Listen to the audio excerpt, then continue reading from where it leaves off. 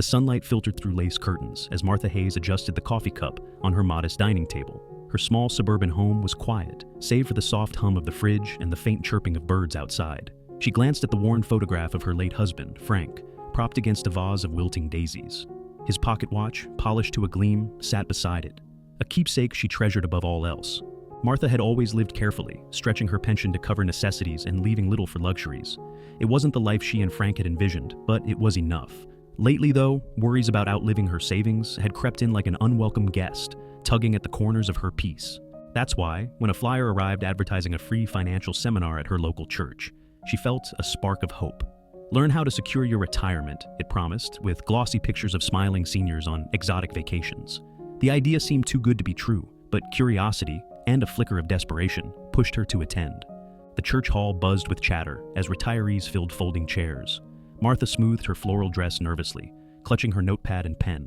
A man in a sharp suit stood at the front, radiating charm. "Good afternoon, everyone," he began, his voice warm and inviting. "I'm Michael Graves, a financial advisor dedicated to helping folks like you make the most of your golden years." Martha felt her skepticism melt under his easy smile.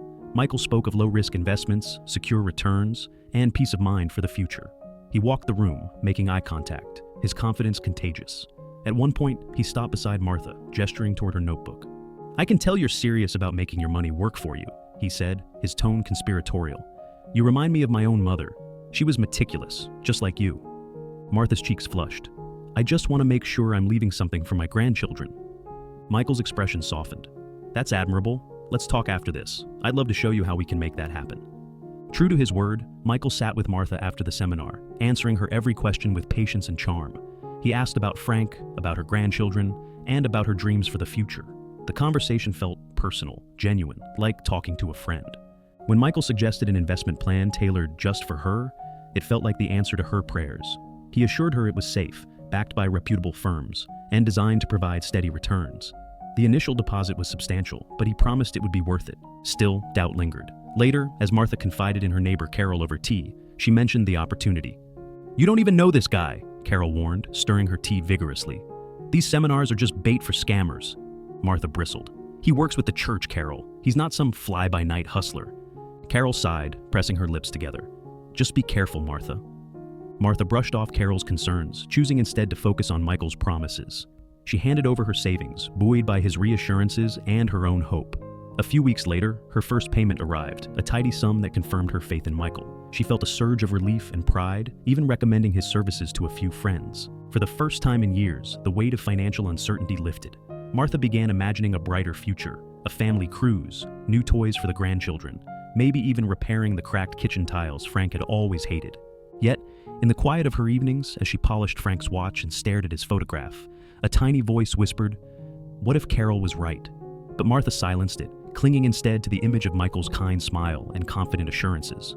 Weeks turned into months, and Martha's faith in Michael remained unshaken. Each promised payment arrived on time, like clockwork, reinforcing her decision. She even managed to convince Carol to consider joining the plan. But one afternoon, as Martha sipped tea by the window, her routine calm was disrupted. She noticed an envelope from her bank lying on the kitchen counter. Confused, she hadn't made any withdrawals. She opened it with trembling fingers. Her eyes scanned the letter, and the world seemed to tilt. "Overdrawn?" she whispered, her voice barely audible. A knot of fear tightened in her chest. Frantically, she dialed Michael's number, but it went straight to voicemail. She tried again. And again. Nothing. That evening, Martha sat in her armchair, staring blankly at the television. The once bright promises Michael had made felt distant now, almost laughable. Her phone buzzed, and she lunged for it, hoping it was him. Instead, it was Carol. "Martha, turn on Channel 5, Carol said, her voice urgent. Martha switched the channel, her heart pounding. There he was, Michael Graves, his face splashed across the screen. The news anchor's voice was somber. "Authorities have issued a warrant for Michael Graves, accused of orchestrating a nationwide scam targeting retirees. Victims allege losses totaling millions. Graves, who used church seminars to gain trust, remains at large." The cup in Martha's hand slipped, shattering on the floor. "No," she breathed. "This can't be happening." The days that followed were a whirlwind of desperation and dread. Martha visited her bank, hoping to salvage something, anything. But her account was drained, every cent gone. She tried contacting the church, only to learn they'd been duped as well. They apologized profusely but offered no solutions. "I told you to be careful," Carol said, her voice tinged with frustration and sympathy. But Martha barely heard her. Her thoughts were consumed by the grandkids she'd promised to take on vacation, the house repairs she could no longer afford, and the shame of being deceived.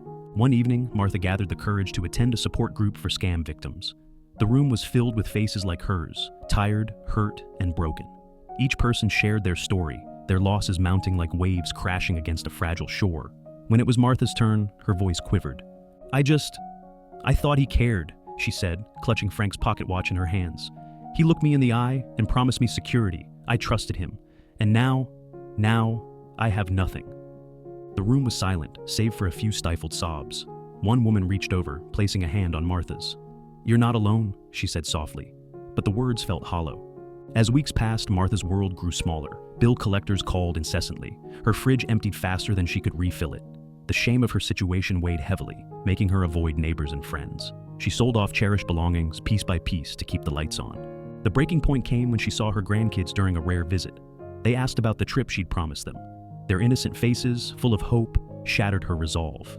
"I'm sorry, darlings," she whispered, tears streaming down her face. "Grandma made a mistake." Martha's life unraveled faster than she could hold it together. The little savings she had stashed for emergencies was gone within weeks. Every corner of her once comfortable home reminded her of the future she had so recklessly gambled away. Her granddaughter's handmade drawing of their canceled trip sat on the fridge, a cruel reminder of promises broken. The words, "Best grandma ever," scrawled in colorful crayon, were now a dagger to her heart. The bank called again. This time, it wasn't just a friendly reminder. "Ms. Clark, your mortgage payments are overdue. If we don't receive payment within the next 30 days, we'll have to start foreclosure proceedings." Foreclosure. The word echoed in her ears, louder and more menacing with each repetition. She stared at the faded family photo on the mantel. This house wasn't just brick and mortar. It was where she had built her life with Frank, where she raised her children, and where her grandchildren visited on Christmas mornings.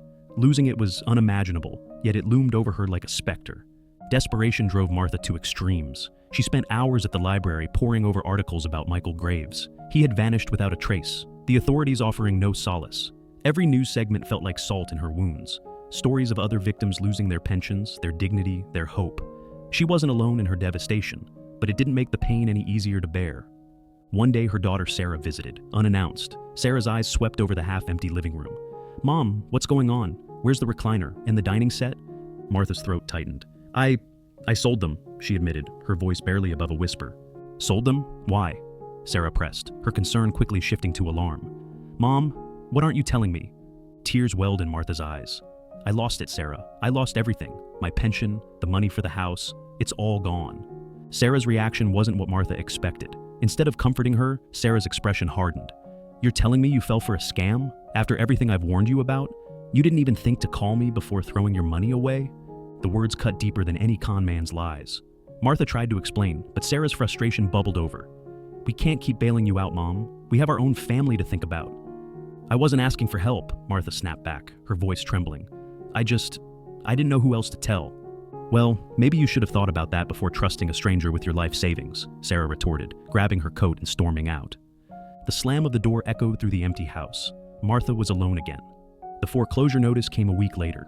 She had managed to scrape together some money by selling the rest of her furniture, but it wasn't enough. The bank's representative was polite but firm. She had 15 days to vacate the house. Martha didn't tell anyone. What was the point?